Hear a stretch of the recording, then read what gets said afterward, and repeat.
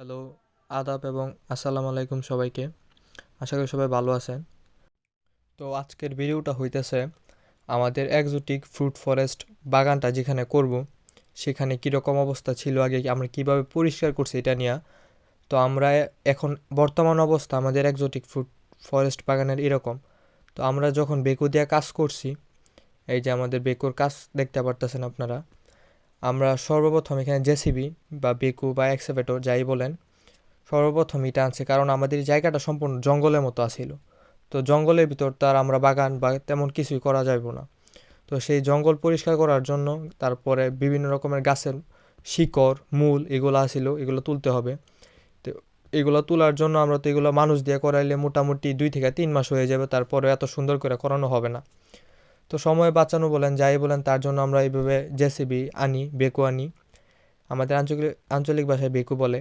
তো এটা দিয়ে সর্বপ্রথম আমরা গাছের যেই মূলগুলো আছে এগুলো উঠাই। তারপরে আমরা মাটিটা এইভাবে সমান করি। সমান করার পরে আমরা এখন মোটামুটি জায়গাটা রেস্টে দিতেছি, কারণ এখন যে সময় যে গরম, এত দামি দামি এত রেয়ার রেয়ার গাছ, তারপরে বিভিন্ন রকমের পশু পাখি আনবো যেগুলা, এগুলো তো আর এত গরমের মধ্যে আনাটা ঠিক না। এই গরম শেষ হইলে তারপর আমরা বাগানের বাকি কাজ শুরু করব।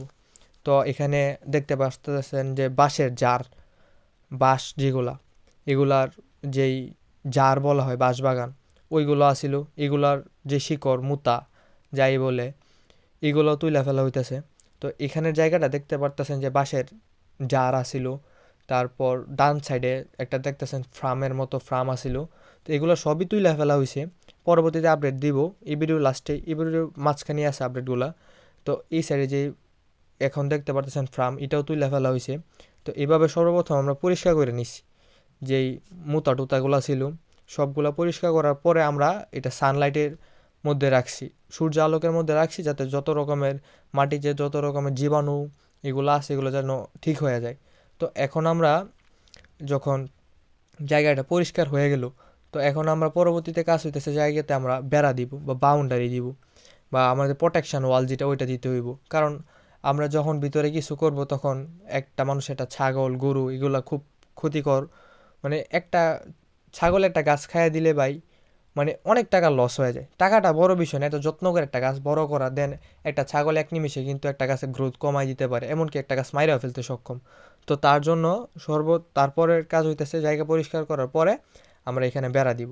আর বাগানটা মূলত আমরা কিন্তু উঁচু জায়গায় করতেছি, যার জন্য আমাদের এত মানে গাছ টাছ এগুলো আমাদের সরানো হচ্ছে, কারণ কিছু বালুর জন্য কিছু জিনিস আমাদের ছাইড়ে দিতে হয়।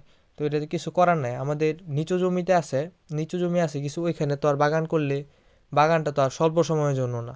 যদি হঠাৎ করে বৃষ্টি আসলো বন্যার মতো হয়ে যায়, জলের নিচে চলে যায়, তাহলে তো আমাদের বাগানটা নষ্ট হয়ে যাবে। তাই সব কিছু বিবেচনা করে আমার এই জায়গাটা বেছে নিই। তো এটা আমাদের বাবার মানে পিতৃ সম্পত্তি সম্পত্তি তো তাই আমাদের আর সমস্যা হয় নাই। তো আমরা এখান থেকে বাঁশের জারগুলো তুইলা আমরা একদম জায়গাটা পরিষ্কার করে নিছি। তো পরিষ্কার করার পরে জায়গাটা এরকম হয়ে গেছে। তো জায়গার মধ্যে এখনও কিছু গাছের মূল আছে, এগুলা আমরা সরাই ফেলতে পারবো। ওই যে ফার্মটাও সরাই ফেলা হয়েছে বলছিলাম। তো এখান দিয়া মূলত আমরা বাগানটা করব। ফার্মের উপরে আমরা কিছু গাছ লাগাই দিব, এভাবেই থাকবে, যেটা যেভাবে আছে ওইভাবেই থাকবে, শুধু বেড করা হবে। একটা ড্রেন ধরা ধরা হবে, ড্রেনের উপর দিয়ে একটু মাটি দেওয়া হবে। ড্রেন ড্রেন ড্রেনটা মোটামুটি যেই জায়গায় থাকবে, তার যে ড্রেনের মাটিটা হবে ওইটা উপরে দিয়ে একটা বেটের মতো করে ফেলা হবে, কারণ কথা হইতেছে বৃষ্টি হইলে যাতে গাছের গোড়ায় পানি না জমে। তো আমাদের জায়গাটা মোটামুটি এরকম এখন। তো আগে তো যেরকম আসিল, এই যে আগের জায়গাটা এরকম আসিল, তো এরকম জায়গার মধ্যে তো আর কিছু হবে না। তাই জায়গা আমরা পরিষ্কার করলাম। এখন আমাদের কাজ হইতেছে গাছে বেড়া দেওয়া। তো আমরা মূলত নেট 3 ইঞ্চি গ্যাপের নেট অর্ডার দিয়ে আসছি। নেটটা কীরকম ওইটাও আমরা আপডেট দিব, সমস্যা নাই, যখন নেট আসবে তখন আমরা আপডেট দিব। তারপর আমরা এখন যেই খুঁড়ি বা পাল্লা যাই বলে, ওইটা এখন কোনগুলা দিব, রডেরটা দিব নাকি আমরা বগুড়ার পাল্লা যেগুলা বলে একটু লো কস্টে ওইগুলা দিব, ওইটাই বুঝতেছি না। তো আমাদের নেট এখন 3 থেকে 5 দিন লাগবে আসতে। তারপর আমরা যে পাল্লাটা অর্ডার দিছি বা দিব। এখন একটু ডিসিশন নিতে একটু মানে সব কিছুর জন্য তো টাকার প্রয়োজন, তো আমরা ডিসিশন নিতেছি। তো যেটা আমাদের ভালো হয় ওইটাই নিব। আর এখানে আমাদের আগে থেকে লটকন গাছ আছে, তারপর গাব গাছ আছে। তো লটকন গাছে লটকন তো দেখলেনি, আর এই যে গাব গাছ, ওই যে গাব কিন্তু হয়ে রয়েছে। তো এইগুলো হইতেছে গিয়ে আমাদের দেশি গাব। তো পরবর্তী যে আমাদের যে কার্যক্রমটা হবে, আমরা কিভাবে বেড করব, তারপর আমরা কিভাবে বেড়া দিতেছি, আমরা কি কি গাছ আনছি, কি কি গাছ লাগাবো, ওইগুলোর আপডেট পাওয়ার জন্য আপনারা আমাদের চ্যানেলের সাথেই থাকবেন এবং ফেসবুক পেজের সাথেই থাকবেন। সবাই ভালো থাকবেন।